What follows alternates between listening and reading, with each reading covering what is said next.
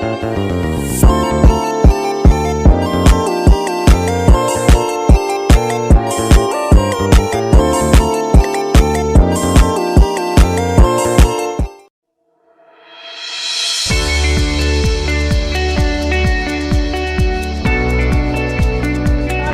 warahmatullahi wabarakatuh. Perkenalkan, saya Fiana Diana, program studi Ekonomi Syariah semester 3B dengan nomor induk mahasiswa 1214 2013 1544. Video ini saya buat guna memenuhi ujian tengah semester dengan mata kuliah Studi Kelayakan Bisnis Syariah dengan dosen mengaku Ibu Yesi Septi Madonna, SPME CIIGD.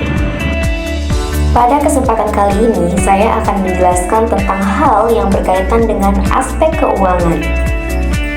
Aspek keuangan adalah aspek yang berkaitan dengan kondisi keuangan suatu usaha, termasuk investasi awal dan keuntungan yang diperoleh dari penjualan barang dan juga jasa.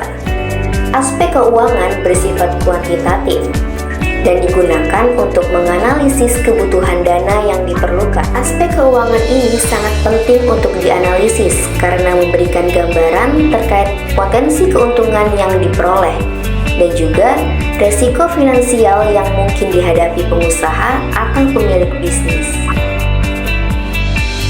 Keuangan ini meliputi beberapa hal.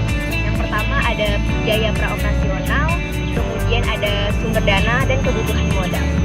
Biaya praoperasional adalah biaya yang dikeluarkan sebelum kegiatan usaha memulai berproduksi, seperti studi kelayakan bisnis, perizinan, biaya perencanaan, dan biaya pemasaran. Kebutuhan modal terbagi menjadi dua. Yang pertama, kebutuhan investasi dan kebutuhan modal kerja. Sumber dana ini ada berupa modal sendiri dan modal pinjaman. Dalam aspek keuangan ini ada 4 jenis laporan keuangan. Yang pertama ada neraca. Neraca merupakan laporan yang menunjukkan posisi keuangan perusahaan pada tanggal tertentu. Posisi keuangan dimaksudkan adalah posisi aktiva dan pasiva suatu perusahaan. Yang kedua adalah laporan arus kas. Merupakan laporan yang menunjukkan semua aspek yang berkaitan dengan kegiatan perusahaan, baik yang berpengaruh langsung atau tidak langsung terhadap kas. Kemudian ada laporan laba dan juga rugi. Laporan laba rugi merupakan laporan keuangan yang menggambarkan hasil usaha dalam suatu periode tertentu yang dinyatakan layak untuk diinvestasi.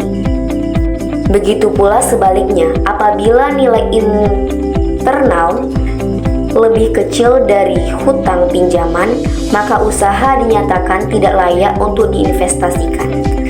Dan yang terakhir ada laporan perubahan modal, merupakan laporan yang berisi catatan terjadinya perubahan modal di perusahaan.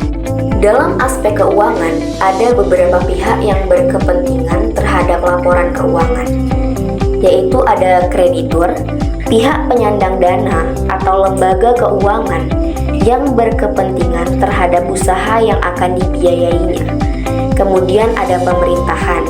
Laporan keuangan ini sangat berguna untuk menilai kejujuran perusahaan dalam melaporkan aktivitasnya, sekaligus untuk mengetahui kewajiban perusahaan terhadap negara, terutama pada pajak.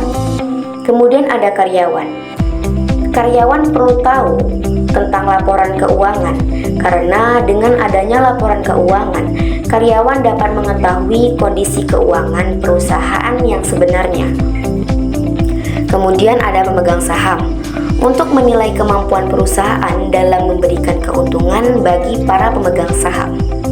Dan yang terakhir ada manajemen. Laporan keuangan ini sangat berguna untuk menilai kinerja manajemen perusahaan dalam mencapai target yang telah ditetapkan. Sekianlah materi yang dapat saya sampaikan, lebih dan kurangnya mohon dimaafkan. Assalamualaikum warahmatullahi wabarakatuh.